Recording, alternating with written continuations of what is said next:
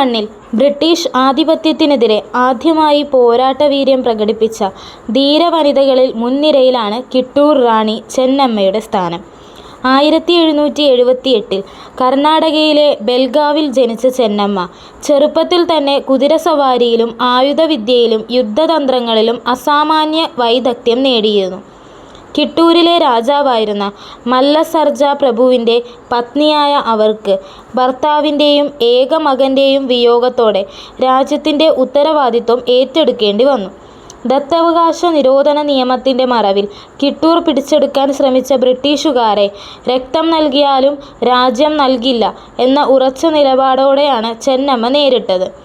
1824 നടന്ന ആദ്യ യുദ്ധത്തിൽ ബ്രിട്ടീഷ് സൈന്യത്തെ തകർത്തു തരിപ്പണമാക്കിയ ചെന്നമ്മ കളക്ടർ സെന്റ് ജോൺ താക്കറയെ വധിക്കുകയും ചരിത്രപരമായ വിജയം നേടുകയും ചെയ്തു. എന്നാൽ ഈ പരാജയത്തിന് പകരം വീട്ടാൻ ബ്രിട്ടീഷുകാർ കൂടുതൽ സൈന്യവുമായി വീണ്ടും എത്തിയപ്പോൾ ചായും ഒപ്പമുള്ളവരുടെ വഞ്ചനയിലൂടെയും ചെന്നമ്മയ്ക്ക് പരാജയം സമ്മതിക്കേണ്ടി വന്നു. തുടർന്ന് അവരെ തടവുകാരിയായി പിടികൂടി ബലഹോങ്കൽ കോട്ടയിൽ അടച്ചു.